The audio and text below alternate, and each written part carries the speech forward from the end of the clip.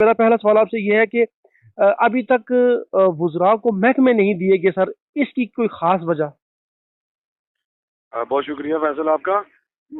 मसला ये है कि ये कोई इतना खास भी मसला नहीं है जितना हम बना रहे हैं। जी। इस पे देखें, पोर्टफोलियोज जो है वो अनाउंस हो जाने चाहिए, ये बात दुरुस्त है। महकमा जात के मुख्तलिफ काम रुके हुए हैं और जो कल गुज़िश्ता रात गुजरी है, उस रात जो पार्लिमानी पार्टी का इजलास था उसमें ये तीनों जमातें जो हैं वो मुश्तरका तौर पर बैठी हुई थी, जिसमें मुस्लिम लीग नून, पीपल्स पार्टी और जो पीटीआई के मुनर्रफ अरकान हैं, और इन पर मुश्तमिल जो 48 वोट लेके इनवार उल हक बने थे प्राइम मिनिस्टर। तो ये सारे लोग तकरीबन वहाँ मौजूद रहे जो वुज़रा का जिनका ऐलान हुआ वो लिस्ट आपने बल्कि देखी होगी, जो कल रात को इजलास में बैठे हुए थे।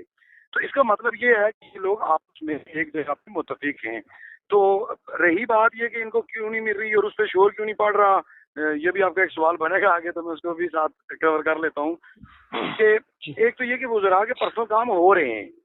देखे ना, वुज़रा को जो वो वोट लेके आए हुए हैं, तो उनके बहुत सी चीजें पर्सनल भी चल रही होती हैं, या लोगों के भी काम हो रहे होते हैं जो फंसे हुए होते हैं, जो फाइलें शाइलें हैं, तो वो उनकी मूव हो रही है, जो कि वज़ीर-ए-आज़म तक उनको एहसास हासिल है। अच्छा सर, और जहाँ नईम तक शिकदाई मेरे सर। ज़राए का जी, ताल्लुक जी। है, मेरे ज़राए का जो है कहना, तो ये भी आपके ही प्रोग्राम में कह देता हूँ, अभी एडवांस इस पे मैं भी प्रोग्राम कर रहा हूँ थोड़ी देर तक, कि वज़रा को जो है वो पोर्टफोलियोज कल जो है वो अनाउंस हो जाएंगे। ज़बरदस्त, ठीक है। दूसरा, सोशल मीडिया के ऊपर एक खबर जो है वो गर्दिश कर रही है कि पिछले 1-2 दिनों में शायद कहीं कोटली के कुछ मेंबरान असम्बली और वज़ीर-ए-आज़म के माबैन कोई तल्ख़ कलामी हुई, झगड़ा हुआ।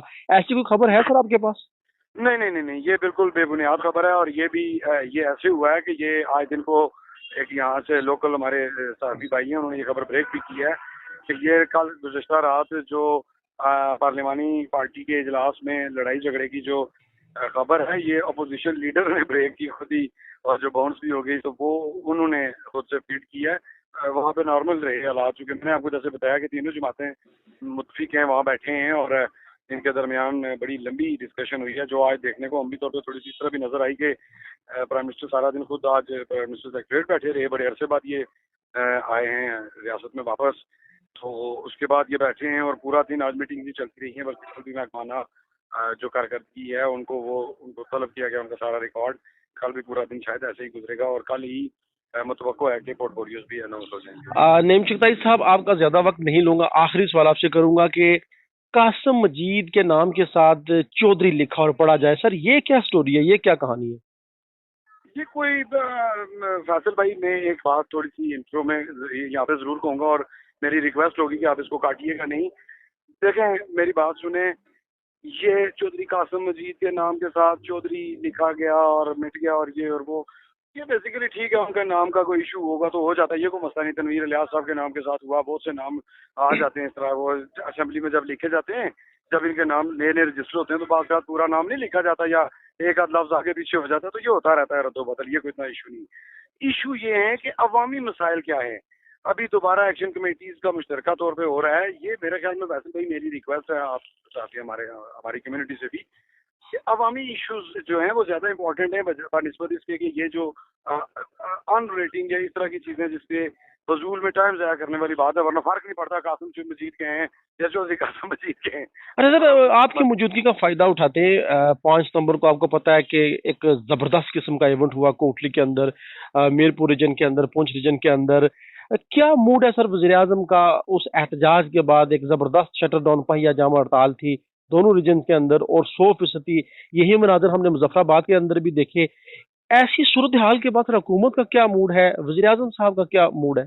देखें, ये जो हुआ है साजर है, जो पब्लिक निकलती है ना खुद से, और जो अवामी एहतजाज होते हैं, इनका बड़ा फ़र्क पड़ता है, और इसका वाकई फ़र्क भी पड़ा है। और जो मेरे ज़राए कहते हैं उसके मुताबिक जो अरबाब इख्तियार हैं वो इसको बड़ी संजीदगी से ले रहे हैं। कल के इजलास में भी जो सबसे ज़्यादा बात डिस्कस हुई वो इसी लॉ एंड ऑर्डर की सिचुएशन को लेके हुई। और मेरा ज़ाती ख्याल है कि अगले आने वाले और दूसरी जानब आप इस तनाजुर को, बल्कि ज़ाती ख्याल का दूसरे तनाजुर में इस तरह देखें, तो प्राइम मिनिस्टर का जो स्टांस रहा है सेनेट में और बाकी जगहों पे नेशनल मीडिया के सामने भी गुफ्तगू करते हुए बड़ा क्लियर वाज़ेह है। वो उसने जो कश्मीर के अंदर, यानी कि जो उसकी स्टेट के अंदर अवामी इश्यूज जनरेट हुए और एहतजाज हुए, उसको प्राइम मिनिस्टर ने मेरे ख्याल में पोर्ट्रेट कर दिया आगे, और मैं बहुत मुनासिब अल्फाज में किया है। मैं 4-5 वज़ीर-ए-आज़म जो हैं उनको मैं रिपोर्ट कर चुका हूँ यहाँ पे, तो उनमें से ये खासा बेटर और सॉलिड अंदाज था बात पेश करने का। सर आप गवर्नमेंट के हमेशा जो हुकूमत होती है उसके ऊपर बड़ी नजर होती है आप, और हमेशा आपको तनकीद करते नजर आते हैं, क्योंकि आप सच बोलने वाले साफी हैं। सरदार तनवीर इलियास और चौधरी अनवारुल हक, दोनों में सर फर्क क्या है? नहीं, देखें, मैं ये जुमला पहले बोल भी चुका हूँ। मुझे यहाँ पे अब ये 5वें प्राइम मिनिस्टर हैं जिनको मैं बतौर जर्नलिस्ट यहाँ पे सर्व और ऑब्जर्व कर रहा हूँ। ठीक। तो इन 5 में मेरा ख्याल है कि कंपैरेटिवली काम के लिहाज से, समझबूझ के लिहाज से अनवारुल हक जो है वो बेटर है बहुत सी चीजों में बाकियों की निस्बत। इन पांच में ये बेटर है। सरदार नईम तो साहब, आपका बहुत शुक्रिया सर, आपने कीमती टाइम दिया।